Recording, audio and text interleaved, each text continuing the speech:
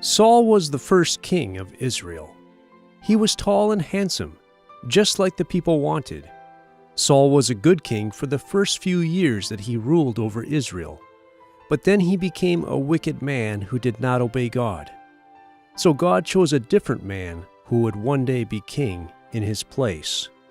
God chose a young Israelite named David and began to prepare him to one day become king after Saul. David was a shepherd from the town of Bethlehem. At different times, David killed both a lion and a bear that attacked his father's sheep while David was watching them. David was a humble and righteous man. He trusted and obeyed God. When David was still a young man, he fought against a giant named Goliath. Goliath was a very good soldier. He was very strong and about 3 meters tall. But God helped David kill Goliath and save Israel. After that, David won many victories over Israel's enemies.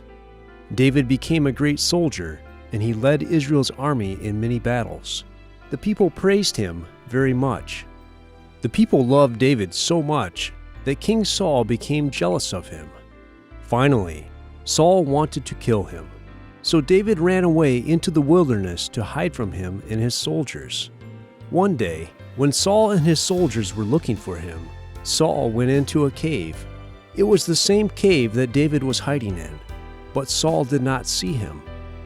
David went up very close behind Saul and cut off a piece of his clothing. Later, after Saul left the cave, David shouted to him to look at the cloth he was holding. In this way, Saul knew that David refused to kill him to become king. Sometime later, Saul died in battle, and David became king of Israel. He was a good king, and the people loved him. God blessed David and made him successful.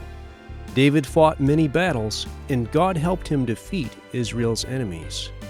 David conquered the city of Jerusalem and made it his capital city, where he lived and ruled. David was king for 40 years. During this time, Israel became powerful and wealthy. David wanted to build a temple where all the Israelites could worship God and offer him sacrifices.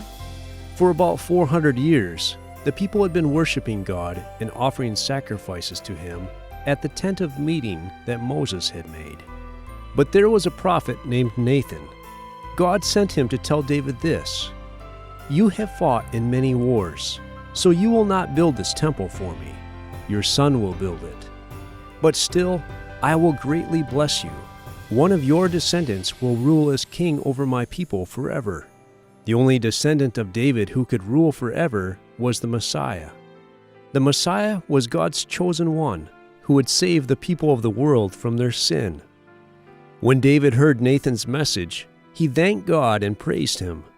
God was honoring him and giving him many blessings. Of course, David did not know when God would do those things.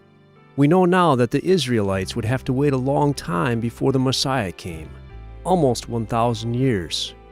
David ruled his people justly for many years. He obeyed God very much, and God blessed him. However, toward the end of his life, he sinned terribly against God. One day, David looked out from his palace and saw a beautiful woman bathing. He did not know her, but he found out that her name was Bathsheba. Instead of looking away, David sent someone to bring her to him. He slept with her and sent her back home. A short time later, Bathsheba sent a message to David saying that she was pregnant. Bathsheba's husband was a man named Uriah. He was one of David's best soldiers. He was away fighting in a war at this time. David called Uriah back from the battle and told him to go be with his wife. But Uriah refused to go home while the rest of the soldiers were in battle. So David sent Uriah back to the battle and told the general to place him where the enemy was strongest so that he would be killed. This is what happened. Uriah died in battle. After Uriah died in the war, David married Bathsheba. Later, she gave birth to David's son. God was very angry about what David had done, so he sent the prophet Nathan to tell David how evil his sin was. David repented of his sin, and God forgave him. For the rest of his life, David followed and obeyed God, even in difficult times. But David's baby boy died. This is how God punished David. Also, until David died, some people in his own family fought against him, and David lost much power. But God was faithful and still did what he had promised David he would do for him, even though David had disobeyed him. Later, David and Bathsheba had another son, and they named him Solomon.